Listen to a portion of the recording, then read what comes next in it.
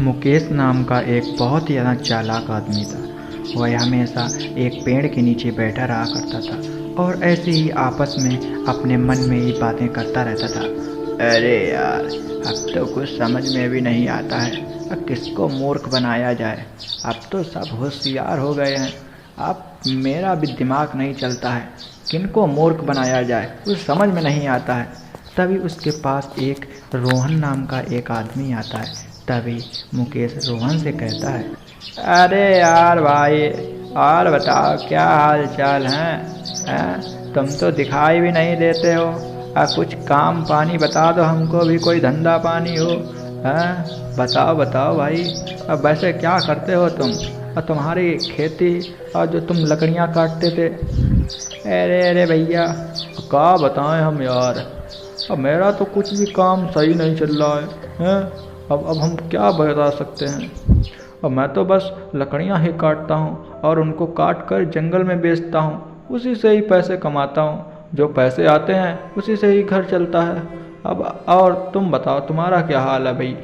भाई बताओ बताओ। तभी वह दोनों लोग आपस में ऐसे ही बातें कर रहे थे। अरे यार क्या बताएं हम हैं, अपना तो वही हाल है, आराम से रहते हैं, बस पेड़ की छाया के नीचे बैठे रहते हैं, कोई काम धंधा नहीं है। अरे हम थोड़ी ना काम वाम करते हैं, काम वाम तुम जानो, तुम काम करो, हमारे लिए थोड़ी ना काम वाम होता है। अरे अरे भैया, बात तो तुम्हारी सही है, और तुम ठहरे हो बड़े आदमी, हम हैं छोटे आदमी, तो हमको तो काम करना ही पड़ेगा। ऐसा कहकर रोहन वहाँ से चला जाता है। दरअसल रोहन बहुत ज़्यादा ईमानदार आदमी था। वह एक छोटे से गांव में अपनी छोटी सी कुटिया में रहा करता था। रोहन प्रातःकाल थोड़ी लेट उठा करता था, क्योंकि वह शाम को खेतों की देखभाल किया करता था, जिस कारण वह रात में घर आ पाया करता था, जिस कारण वह सुबह थोड़ी लेट उठा करता था। परंतु जैसे ही रोहन की आंखें खुलती थीं तो वह तुरंत ही अपने खेतों की ओर जाया करता था। अरे भैया, लगता है खेतों में देखना पड़ेगा, अब देखना पड़ेगा कि फसल में पानी आनी तो नहीं देने को हो गया होगा।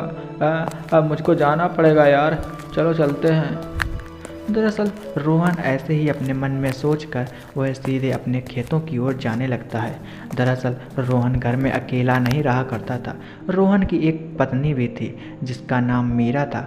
मीरा बहुत ज़्यादा होशियार थी और वह बहुत ज़्यादा ईमानदार थी। वह हमेशा अपने पति की बात माना करती थी और उनकी खूब ज़्यादा सेवा भी किया करती थी। ए जी, आप जाइए जल्दी से, खेतों की देखभाल करिए जाके, मैं तब तक आपके लिए खाना पकाती हूँ और वहीं हार में ले आऊँगी खाना। वहीं दूसरी तरफ बेचारा मुकेश बहुत ज़्यादा ऐश और आराम से रहा करता था। मुकेश थोड़ा अमीर था, जिस कारण उसे बहुत ज़्यादा घमंड था। उसके पास पैसे थे, परंतु वह इसी बात का घमंड किया करता था। अरे अरे भगवान, है भगवान, कुछ खाने को ले आओ। क्या कुछ खाने को नहीं ले आओगी? वैसे भी बहुत तेज से भूख लगी है, कुछ खाने को ले आओ।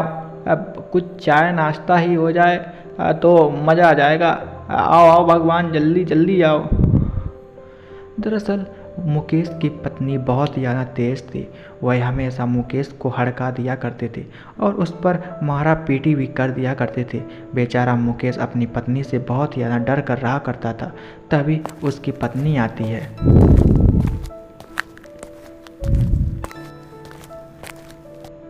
ए जी, क्या हुआ है? क्यों चिल्ला रहे हो? अब वैसे भी खाना नहीं बना है, रोज़ सुबह प्रातःकाल होते ही उठ के खाना मांगने लगते हो। कोई काम धंधा क्यों नहीं करते हो? जाओ कोई काम धंधा करो जाके, जिससे कि घर में पैसा आए और कुछ खाने को हो। जाओ जाओ काम करो जाके। अरे अरे भगवान, अपने पास बहुत ज़्यादा पैसा है, हम लोगों को काम करने की बिल्कुल भी ज़रूरत नहीं है। हम लोग तो बैठे बैठे ही खा लेंगे। और समझ में आया, और मैंने जितना कहा है तुम उतना करो, और तुम मेरे लिए कुछ चाय बना दो, नहीं तो फिर मुझको ऐसे ही जाना पड़ेगा। अब बताओ, चाय बनाओगी या फिर नहीं, कि मैं चला जाऊं? और वैसे भी पैसा बहुत है। तभी ऐसा कहकर मुकेश वहाँ से चला जाता है। दरअसल मुकेश ने तो आज अपने घर से चाय भी नहीं पी थी, जिस कारण मुकेश थोड़ा उदास था उसकी पत्नी ने आज उसके लिए कुछ भी नहीं बनाया था, परंतु मुकेश बहुत ज़्यादा होशियार था। वह सीधे एक अपने गांव के बाहर एक बगीचे में जाता है। दरअसल वह बगीचा बहुत ही ज़्यादा सुंदर था। वहाँ पर काफ़ी सारे वृक्ष थे, जिस कारण वहाँ पर अत्यधिक छाया हुआ करती थी। बेचारा मुकेश वहीं पर पहुँच जाता है। मुकेश एक पेड़ के नीचे बैठकर वहीं पर बैठकर सोचने लगता है, अरे यार अब क्या करूं यार, अब पत्नी ने तो नाक में दम कर रखा है। अब मेरा काम करने में बिल्कुल भी मन नहीं लगता है और ये रोज़ रोज़ उठा देती है कि काम करो काम करो।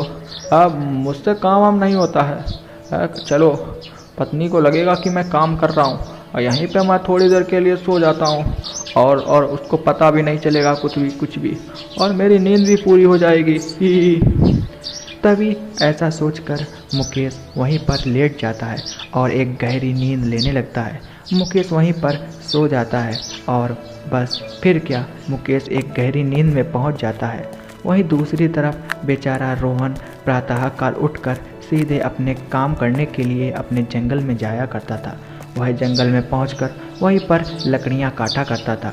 वह भारी भरकम पेड़ को यूं थोड़ी देर में ही पूरे पेड़ को काट दिया करता था। दरअसल रोहन काम करने में बहुत ज़्यादा मेहनती था। वह कभी भी आलस नहीं किया करता था, जिस कारण उसको काफ़ी देर लगा करती थी और वह कुछ समय में ही पूरे पेड़ को काट दिया करता था और उन काटे हुए पेड़ को, उन लकड़ियों को उठाकर सीधे अपने घर ले जाया करता था। रोहन आज भी अपनी लकड़ियों को काटकर गट्ठर में बांधकर अपने घर ले जाता है। दरअसल रोहन लकड़ियों को काटकर एक पेड़ के नीचे वहीं पर लगाया करता था और वहीं पर लोगों को वही लकड़ियां बेचा करता था। दरअसल ठंड में सभी लोग लकड़ियां खरीदा करते थे क्योंकि काफ़ी ठंड पड़ती थी, जिस कारण आग जलाने में लोगों के काम पे आया करते थे। रोहन वहीं पर एक वृक्ष के नीचे खड़ा होकर लकड़ियों को बेचा करता था।